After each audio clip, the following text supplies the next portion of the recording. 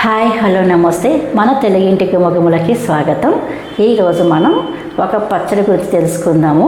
అది కూడా వినాయక చవితి పాలవెల్లికి కట్టే కాయల్లో గొప్ప ఫలాల్లో వెలక్కాయ, మారేడుకాయ చాలా గొప్ప ఫలాలు. అలాంటి ఫలాల్లో వెలక్కాయతో నేను ఈరోజు పచ్చడి ఒకటి తయారు చేస్తాను. ఈ కాలంలో ఈ వెలక్కాయ పచ్చడి చాలా మందికి తెలుసుటకపోవచ్చు. ఈ పచ్చడి గురించి తెలిసిన వాళ్ళు కామెంట్ సెక్షన్లో తెలపండి. ఆ పచ్చడి ఎలా తయారు చేసుకోవాలో చూద్దాం రండి. ఈ పచ్చడి కోసం నేను 2 వెలక్కాయలు తీసుకుంటున్నాను. మీ ఇంట్లో మీకు ఎంతమంది ఉన్నారో దాని ప్రకారం మీకు ఎంత కావాలో అన్ని తీసుకోండి. ఇవి కొంచెం పండుగ ఉండాలి. పండుగ ఉన్నాయని మనకి ఎలా తెలుస్తుందంటే కొంచెం స్మెల్ వస్తాయి, మంచి వాసన వస్తాయి. మళ్ళీ ఒక తొడుము కూడా ఉండదు. తొడుము ఊడిపోయిందంటే అవి కొంచెం పండినట్టు లెక్క. అలాంటి కాయలు తీసుకొని వాటిని శుభ్రంగా కడుక్కొని వాటిని పగలగొట్టుకోవాలి. ఈ ఎలక్కాయలని కొబ్బరికాయ కొట్టేటట్టు పగలగొట్టుకోండి. కొబ్బరికాయలో నీళ్ళు ఉంటుంది కాబట్టి మనకి టెన్షన్, కానీ వీటిలో నీళ్ళు ఏమి ఉండవు కాబట్టి వీటిని శుభ్రంగా పగలగొట్టుకొని తీసుకోవాలి. నేను ఇప్పుడు పగలగొట్టుకుంటాను వీటిని. ఈ ఎలక్కాయలు పగలగొట్టుకున్న తర్వాత ఇలా ఒక స్పూన్తో ఈ గుజ్జుని మొత్తం తీసి పెట్టుకోవాలి. ఇలా ఎలక్కాయలు పగలగొట్టుకోవాలి అనుకోకుండా కొంతమంది వీటిని కాల్చుకోవచ్చు కూడా. కాల్చుకొని అంటే కాల్చుకుంటే వంకాయలు, మన వంకాయ పచ్చడికి వంకాయలు కాలుస్తాం కదా, అలా కాల్చుకోవాలి. మరి ఎక్కువగా కాల్చుకోకూడదు. ఎక్కువగా కాలుస్తే కనుక అది మాడిపోతుంది, లోపల గుజ్జు కూడా మాడిపోతుంది. ఎక్కువ కాల్చేటప్పుడు ఈ పెంకు కూడా పేలి మళ్ళీ ముఖం మీద పడుతుంది. అది కూడా జాగ్రత్తగా చూసుకోవాలి. ఇలా స్పూన్తో మొత్తం ఈ గుజ్జు అంతా తీసి పక్కన పెట్టుకోండి.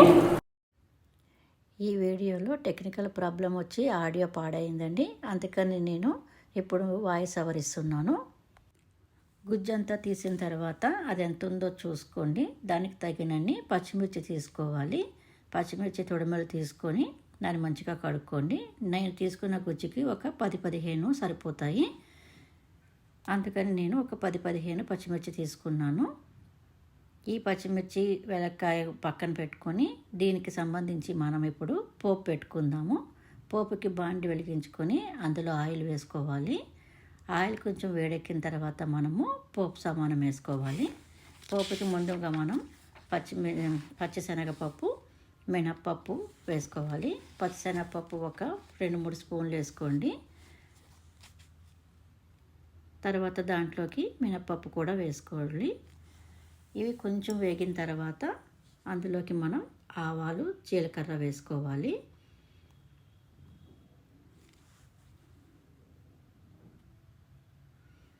అయితే మనం వాడే పోపు గింజల్లో పచ్చడి చేసే దినుసులలో బయటి పొర, లోపలి ద్విదళం, మొలక భాగం అనే 3 భాగాలు ఉంటాయి. వీటిలో దేని లక్షణాలు దానికి ఉంటాయండి. తిరగలి, రోలు లేదా కల్వంలో నూరడం వలన వాటి లక్షణాలు వేటికి అవి ప్రత్యేకంగా ఉంటాయి. అందుకే మనం రోటిలో పచ్చడి చేసినప్పుడు మంచి టేస్ట్ వస్తుంది. ఇప్పుడు మనకి జీలకర్ర కూడా మంచిగా వేగుతుంది కదా. ఇందులోకి మనము ఒక 10-15 ఎండుమిర్చి వేసుకొని వేపుకోవాలి. ఎండుమిర్చి వేగిన తర్వాత స్టవ్ బంద్ చేసి ఈ పోపుని పక్కన పెట్టుకుందాము. ఇప్పుడు మనం రోల్లోకి ముందుగా ఈ వెలగ ముద్దని తీసుకోవాలి. ఈ వెలగ ముద్దని ఫస్ట్ కొంచెము రుబ్బుకోవాలి. ఎందుకంటే దంచుకోవడం వల్ల వెలగ ముద్ద ఎక్కువగా నలగాలి. అందుకని ఫస్ట్ మనము వెలగ ముద్దని దంచుకుందాము. ఇది కొంచెం నలిగిన తర్వాత దీంట్లోకి మనము పక్కన పెట్టుకున్న పచ్చిమిర్చిని తీసుకుందాము.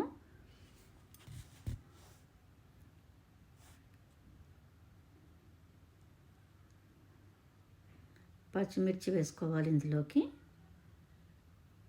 ఈ పచ్చిమిర్చి మొత్తం ఎక్కువగా నలగనవసరం లేదు. కొంచెం కచ్చా పచ్చగా ఉంటేనే మనకి ఈ వెలగ ముద్దలోకి టేస్ట్ చాలా మంచిగా వస్తుంది. ఇప్పుడు కొంచెం పసుపు వేసుకొని మొత్తం వీటిని దంచుకోవాలి. వెలగ ముద్ద మొత్తం మెత్తగా అవ్వాలి. పచ్చిమిర్చి కచ్చా పచ్చగా ఉంటుంది. అప్పుడు మనకి తినేటప్పుడు పుల్ల పుల్లగా, కారం కారంగా చాలా రుచికరంగా ఉంటుంది. ఇవి కొంచెం నలిగిన తర్వాత రుచికి సరిపడినంత ఉప్పు తీసుకోవాలి. అయితే నేను దీనికి కల్లు ఉప్పు తీసుకున్నాను. కల్లు ఉప్పు తీసుకున్న తర్వాత మనము పోపును పక్కన పెట్టుకున్నాము కదా, ఆ పోపుని దీంట్లోకి చేర్చి మెత్తగా కలిసేలాగా నూరుకోవాలి. అయితే నూనె మాత్రం తీసుకోవద్దు. నూనె మాత్రం పక్కన పెట్టుకొని ఓన్లీ పోపు మట్టుకే తీసుకొని మొత్తం ముద్దనంతా దీంట్లోకి నూరుకోవాలి. ఈ ముద్దంతా రెడీ అయిన తర్వాత చివరిలో ఆ మిగిలిన నూనెని దీంట్లో కలిపేయాలండి. ఇలా చేసుకుంటే మనకి మొత్తం మన పచ్చడి రెడీ అయిపోయినట్లే.